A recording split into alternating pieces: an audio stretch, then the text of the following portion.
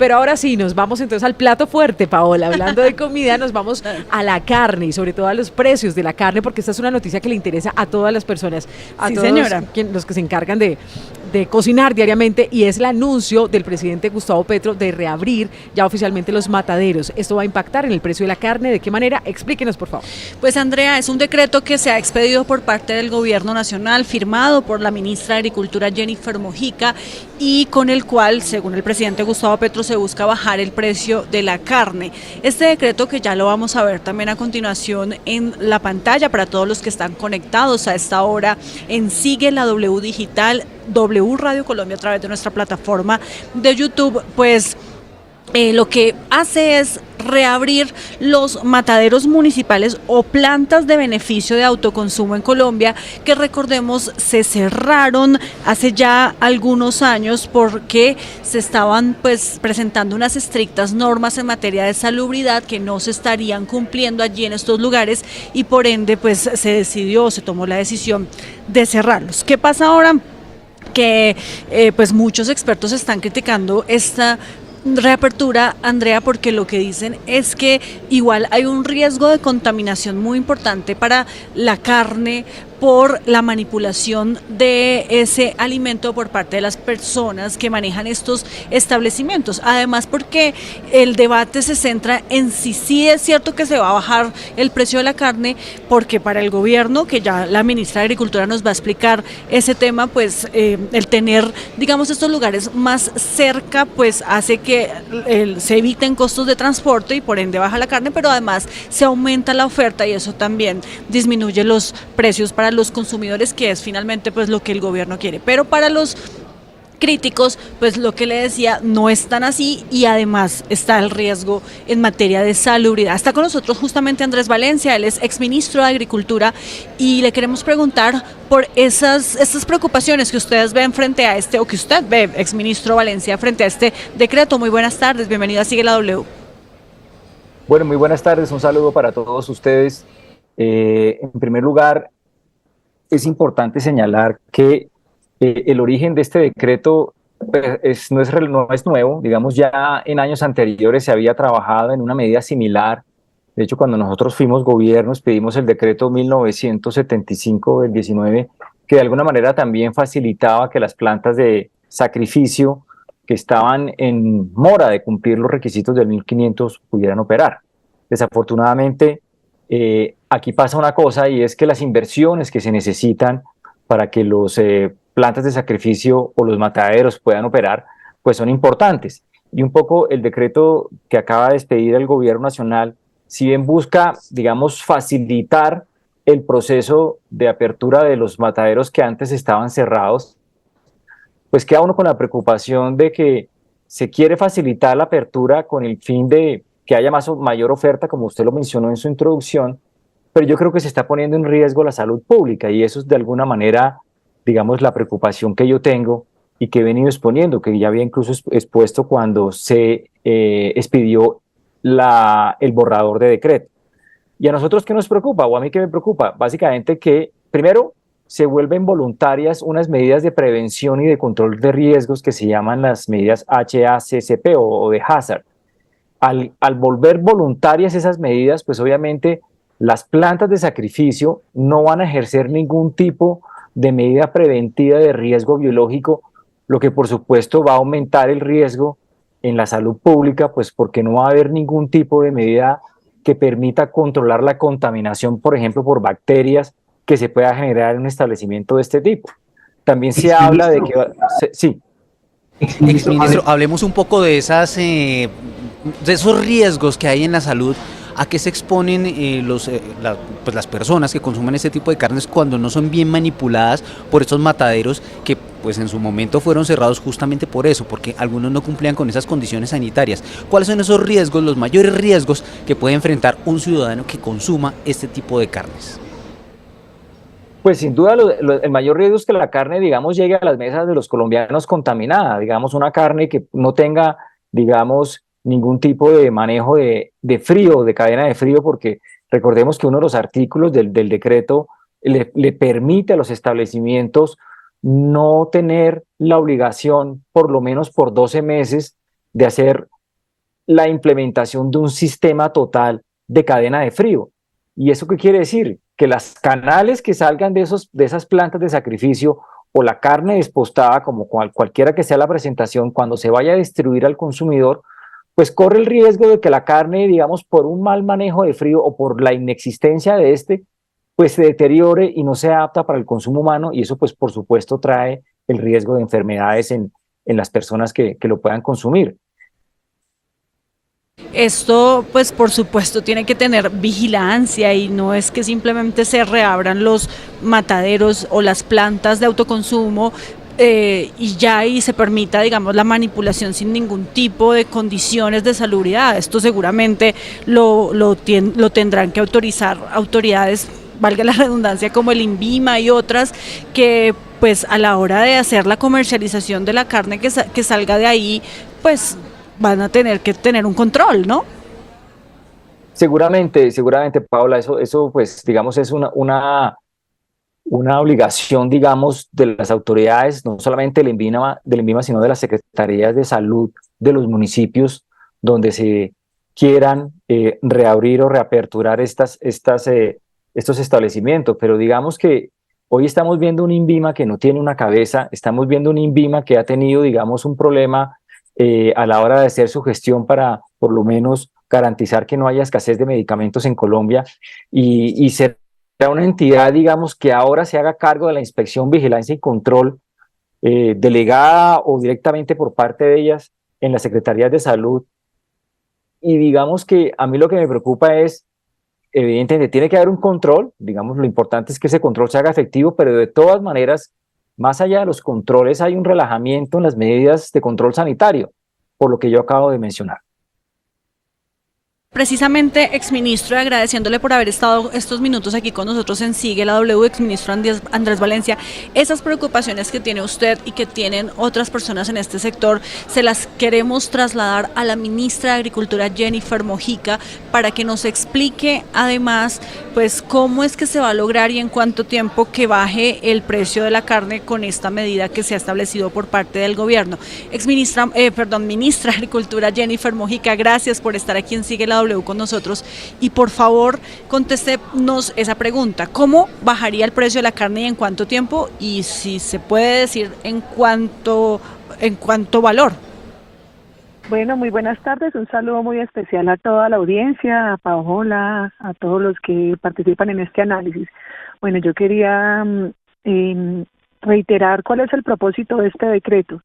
Este decreto lo que busca es generar la posibilidad que los municipios más alejados y pobres de Colombia puedan tener acceso a productos cárnicos de calidad, de sanidad, de inocuidad animal, porque hoy no tienen acceso a ello. El plan de racionalización, que es el plan con el que se planifica y se proyecta el establecimiento de plantas de beneficio animal, porque estas plantas no son de sacrificio ni solamente mataderos, son plantas que transforman el ganado en pie en productos cárnicos y en posta de carne. Tienen un plan de implementación en donde más del 60% de estas plantas de beneficio para municipios de categoría 5 y 6 no se han podido construir. Son plantas para el autoconsumo. Entonces el decreto lo que hace es flexibilizar las reglas que están establecidas en los decretos anteriores, no los deroga, sino que construye sobre ellos, con el ánimo que en esos municipios de categoría 5 y 6, que son 149 municipios, en donde hay un plan de racionalización que tiene pendiente la construcción de 145 plantas de autoconsumo, es decir, son plantas para el consumo municipal y que están reguladas por el INVIMA, que se pueda hacer allí un correcto beneficiadero animal. Hoy, ¿qué pasa? Hoy lo que pasa es que al no contar con estas plantas, hoy se estimuló, no era un efecto que se buscara intencionalmente, pero es el efecto que se ocasionó con las normas técnicas, fue que hoy se estimule el abigeato, hoy se estimula el carneo, que es estos hurtos de carnes de res en finca, hoy hay unas prácticas de contrabando, hoy hay unos sobrecostos que también van en detrimento del bienestar animal, que por eso vemos por todos los lugares del país, en todas las carreteras, camiones cargados de reses que viajan hacia las plantas. Lo que queremos es que en esos municipios alejados y pobres se puedan adecuar adecuar las normas técnicas, que el INVIMA lo adecuará y está generando en este momento un kit de cómo debería ser una planta de beneficio para cumplir con las normas ambientales y de sanidad y calidad animal, para poder hacer un programa de implementación de estas plantas y que en estos municipios pueda hacerse esa transformación agroindustrial de la carne, de manera que haya carne buena y sana en esos territorios. Ministra, sin embargo, quiero pues trasladarle una preocupación que nos están manifestando a esta hora aquí en Sigue la W y un dato que nos dejan, y es que la variación anual del precio de la carne a octubre de este año ha sido de 5.97%, mientras que la del cerdo ha sido de 8.46% y el pollo 9.44%. Esto significa que la carne pues ha subido en menor proporción frente a otro tipo de proteínas como el cerdo y el pollo. Entonces, digamos, ¿por qué concentrar esta medida en decir que el objetivo es que la carne baje de precio si es uno de los productos que, digamos, menos ha subido, y además porque pues las plantas que hoy están funcionando, los frigoríficos y demás, que son 443, pues están cumpliendo con todos los requisitos y no hay riesgos en materia de salud? El objetivo no es solamente que la carne baje de precio, el objetivo, como te digo, es reducir el abigeato y el carneo, reducir los costos de fletes y de viajes de ganado en pie, que además genera pérdidas para los hatos bovinos, pérdidas en todos estos otros productos y derivados que se dan en las plantas de beneficiadero, generar también mejores capacidades de transformación productiva, agroindustrial y de producción cárnica en las distintas regiones bovinas del país. Yo te cuento, por ejemplo, hay 1.062 municipios con ganadería bovina y solo el 15% tiene plantas de transformación. Es generar también una regulación de un mercado de contrabando y de comercio y de sacrificio ilegal. El INVIMA, que es la autoridad que hace estos seguimientos, estima que la mitad de la carne se sacrifica de manera ilegal e informal por fuera de las plantas de beneficio que hoy tenemos. Las normas técnicas del sistema de análisis de peligros y puntos críticos de control, que es esta sigla, esa tecnología de altísima calidad,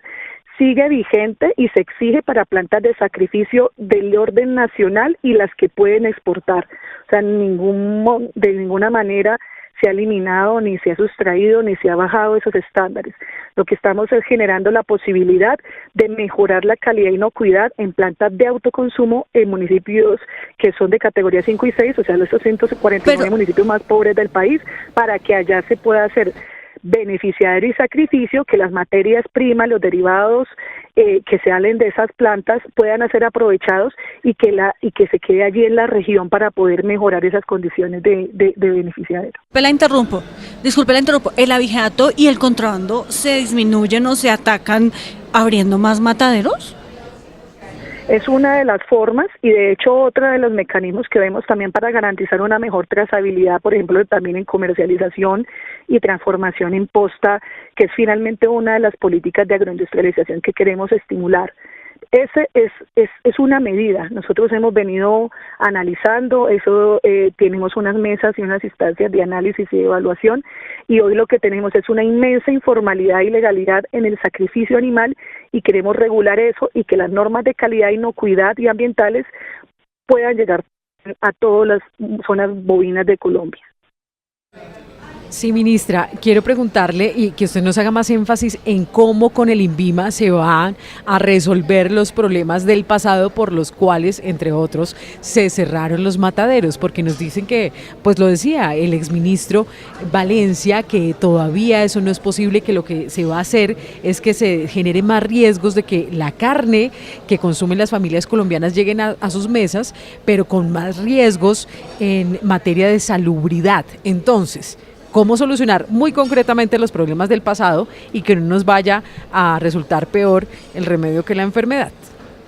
Yo creo que es absurdo quienes digan que se van a reabrir los mataderos en las condiciones insalubres por las cuales fueron cerrados. Aquí lo que queremos estimular es todo lo contrario, es poder generar normas de calidad, inocuidad y salubridad en los municipios para autoconsumo. Los requisitos es que sean lugares de municipios categoría 5 y 6, es decir, de menos de 20.000 y 10.000 habitantes, con previos permisos adoptados por el INVIMA y todo el proceso de inspección, vigilancia y control del INVIMA, en donde el Ministerio de Agricultura y el sector financiero del agro debe concurrir junto con recursos de regalías, con recursos públicos, incluso con inversión privada en popular. Esperamos también que las federaciones y los gremios ganaderos también puedan ser partícipes y socios de estas actividades, de manera que se puedan generar estas nuevas plantas. El INVIMA tiene que definirnos pronto cuáles son los estándares y los requerimientos de estas plantas de autoconsumo, que solamente se autorizan para el consumo interno de estos mismos municipios, y cuáles son esos estándares de calidad que debemos estimular a través de la inversión en esas construcciones y establecimientos de esas plantas de beneficio. Bien, ministra, ahora los vegetarianos, por ejemplo, o las personas que son muy pegadas de esa política, incluso que son partidarias del gobierno y de las políticas de Gustavo animalistas, Petro, ¿no? Animalistas también, dicen, venga, yo encuentro una incoherencia, si bien, por supuesto, la carne, la proteína es muy importante para la nutrición de los hogares colombianos, no se supone que debería un gobierno que apoya el cambio climático empezar a desincentivar el consumo de carne, porque el ganado es uno de los que más provoca el efecto invernadero. ¿No sería una incoherencia? ¿Qué le responde a quienes piensan así? No, incluso esta es una medida también para mejorar las condiciones de bienestar animal. O sea, poder generar un adecuado proceso de sacrificio y beneficio, poder generar condiciones de inocuidad y de calidad adecuadas en los municipios, a diferencia de cómo se pasa hoy. Hoy lo que pasa es que la falta de estas plantas genera el sacrificio de condiciones insalubres y crueles y degradantes para los animales. Poder evitar y reducir el nivel de horas viaje de las vacas en mejorar esos indicadores. Nosotros, frente a las acciones climáticas, estamos teniendo una apuesta enorme por estimular y fomentar. En la semana pasada acabamos de tomar la decisión que todo crédito del sector agro tiene que ir orientado a generar reconversiones productivas, actividades sostenibles. Frente a ganadería, lo que estamos estimulando es la ganadería sostenible, hacer arreglos agroforestales, es decir, poder hacer restauración forestal en arreglos donde la ganadería sea sostenible con arreglos forestales, de manera que contribuya a la reducción de gases de efecto invernadero, a procesos de restauración ecológica, de protección de los cuerpos de agua, generando un ordenamiento interno a la finca que nos permita garantizar esa sostenibilidad. Ya hay modelos, hay una política de ganadería sostenible, tenemos una misión de ganadería, tenemos unas inversiones económicas y una voluntad con los gremios ganaderos para poder avanzar en esto. La ganadería es una actividad que se da en todos los departamentos de nuestro país, es un sector productivo que genera empleo e ingresos a la gran mayoría de los agricultores, de las familias campesinas colombianas. Para nosotros es una actividad muy importante bajar el costo de la carne a los hogares colombianos, garantizar acceso a proteínas de calidad y buenas proteínas también es importante en nuestra agenda de hambre cero, así que la ganadería se puede hacer y es lo que queremos hacer, hacerla mejor, hacerla sostenible y más productiva tanto para los ganaderos, agricultores, como para que los colombianos puedan comer buena carne a unos precios más justos. Pero ministra, ¿qué dice exactamente el decreto frente al tema del sacrificio del ganado, de los animales? ¿Qué se debe y qué no se puede hacer frente a ese punto, según el decreto? Lo que hace el decreto es, frente a estas plantas de autoconsumo, que vuelvo y reitero, son en los municipios de menos de 10.000 habitantes y 20.000, en los municipios más alejados y de difícil acceso, poder generar capacidad de autoconsumo, es decir, que allá se pueda transformar